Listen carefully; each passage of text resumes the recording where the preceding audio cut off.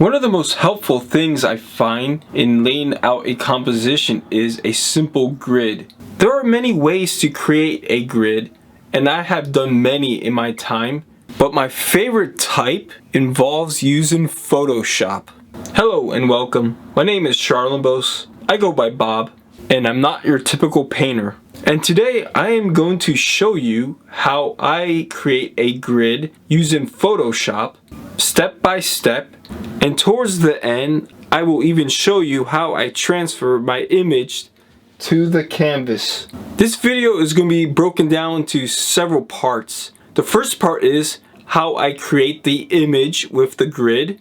The second part will show you how I grid the canvas itself, and the last will be a nice little time-lapse demonstration which will show the photo and how it becomes the painting. So stick around till the end. I know there's many different ways to create a grid, and I will try to cover those other methods in another video, but I rather share first my preferred method, which involves Photoshop. Anyway, let's go to Photoshop right now. This is the photo I am going to use for my painting. It is an old church that's fallen apart at my village. First step is to go to File, New, and then this is where you input the exact measurements of your canvas. In my situation, it's 11 by 14. I chose 300 pixels per square inch because I want the photo to be high resolution.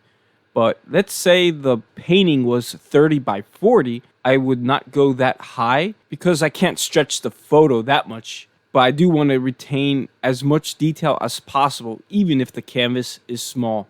The next step is to copy or cut the photo and paste it into the new image file that you just created. The nice thing is, since this is the same size as your canvas, under the option of Edit and Free Transform, you could actually move it around like a viewfinder, enlarge the photo, make it smaller. You could frame and crop the image the way you want. And since the image is in proportion to your canvas, your composition will match almost exactly when you transfer the image to the canvas with the grid later. And I think I will settle for this composition. Now to the grid. In order to make a grid, you need to pull guidelines from the rulers. So make sure under View, Rulers are selected. To make a guide, you reach to the top with your mouse, hold onto the ruler's edge, and then pull down, and then let go of the mouse where you want the ruler planted. If you make a mistake, you could always adjust it, unless you select Lock Guides. Since my canvas is 11 inches in height, the first guide I'm going to plant at 5.5. The nice thing is that Photoshop kind of snaps it at exactly 5.5 because that's the center. The next guide I'm going to drag from the left, and I am going to plant it at 7 because my canvas is 14 inches wide, and that is the center. Now, just those two are helpful on their own to center a image on the canvas, but you could always add more guidelines, which is what I'm going to do next. I chose 2 3/4 and 8 1/4 because if I wanted to do 3 guidelines on one side, they will be equally spaced along with the middle being at 5.5. As for the width, I chose 3.5 and 10.5 because they also will be equally spaced because the width of the canvas is 14 inches and the center is at 7. Your canvas and measurements will definitely be different, especially if you want to do more than 3 on each side. I like to keep it simple, but for some of my paintings, I did lots and lots of lines, especially for a Ang reproduction. But the idea is that the lines are evenly spaced and they match the canvas. Now, the guides aren't actually the lines on the picture. You actually have to create them, but the guides will help. With the rectangle marquee, you want to drag it and cover one whole guide, and then under Edit, you want to select Stroke. It's up to you and the image on what size and color you pick.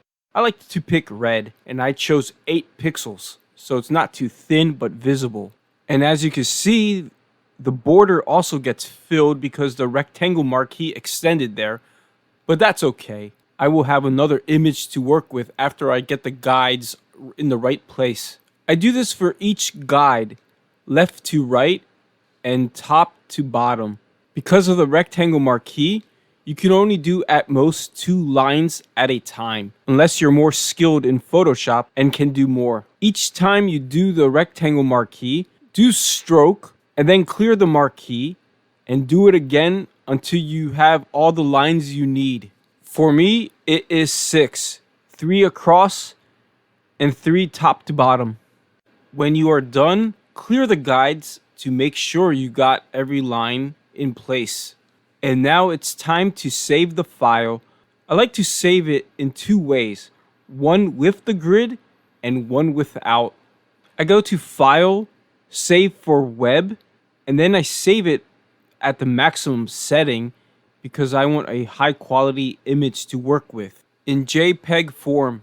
As for the image without the grid, I should have probably saved it before I did all the lines, but that's okay. I could have done all the lines on another layer and then erased that layer or made it not visible, or I could just go back in the history and go to the stage where there's no lines. And that's what I did in order to get my clean image with no guides. Now it's time to do lines on the canvas. You could do this with the canvas on the easel, but since this is a small canvas, I will do it on a table. I like to use a carpenter square ruler because it's L-shaped and it helps with the straight lines since it is a perfect right angle. But you could use just about any type of ruler as long as you could plot the lines as accurately as possible.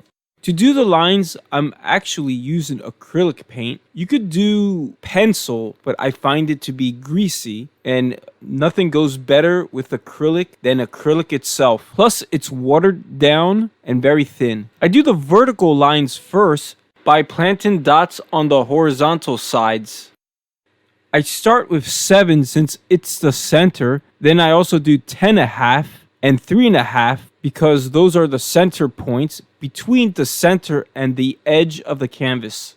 And when done, the spacing will match exactly the grid I created in Photoshop, proportionally at least. I plot 2 sets of dots and I measure them from the same side of the canvas, which is my right, but your left based on the video. This is because the canvas is not perfect and I want the dots to measure exactly the same from my right to left, because for sure it's not exactly 14. And if I measure from the other side, there is a chance that the lines will be crooked by a little bit. Now it's time to draw the vertical lines by connecting the dots, top to bottom. I run the paintbrush a few times just to ensure the lines are visible. I also take advantage of the L shape of the carpenter square I'm using to align it with the base of the canvas to ensure my lines are as straight as possible. And now it's time to do the horizontal lines. Same as before, I am plotting dots, but this time on the vertical side. Again, I will do this on both sides, so when I draw a line, it's as straight as possible. Again, measure from the same side, just in case, like in my situation, the canvas is not exactly 11 inches. I'm doing dots at 2 3/4, 5 1/2, and 8 1/4. Those dots are evenly spaced from the center and the edges of the canvas. And once you're done with the sets of dots on each side, connect them. Once again, I'm taking advantage of the carpenter's square and using the L shape to help make sure the lines are as straight as possible. Feel free, if you're using acrylic paint like me, to wipe excessive acrylic before it dries, and if you have to, touch up some lines so they're more visible. And now it's time to transfer the image with the grid onto the canvas that's gridded. You can print out the photo that you have created, but I don't. I just use a monitor to project it because I like to zoom in for detail here and there. And now it's time to paint, particularly the underpainting. I'm using the image with the grid on my monitor to paint simple shapes, lines, and bodies of color. The grid is helping me establish the composition a lot easier because it's giving me a better idea of where to plant things. There are other options, such as a projection, where you could project an image on your canvas and trace it, but I prefer the grid method. Why? Well, I like to still have a sense of human error in my paintings. And the grid allows me to lay the composition a lot quicker and accurately than just going freestyle without one. But I have done paintings without a grid as well. And for beginners, I always want to stress observational work is golden when you're learning how to paint and draw because it allows you to truly interpret reality that is in front of you versus what's in an image. And there's lots of lessons to learn just from doing that alone. If you made it to the end, thanks for watching. I truly appreciate it. And hopefully you found this video helpful. And if you're not familiar with Photoshop, I will show you a different way in a future video. Anyhow, once again, my name is Charlambos, I go by Bob, and I'm not your typical painter. Thanks for watching. Until next time, bye.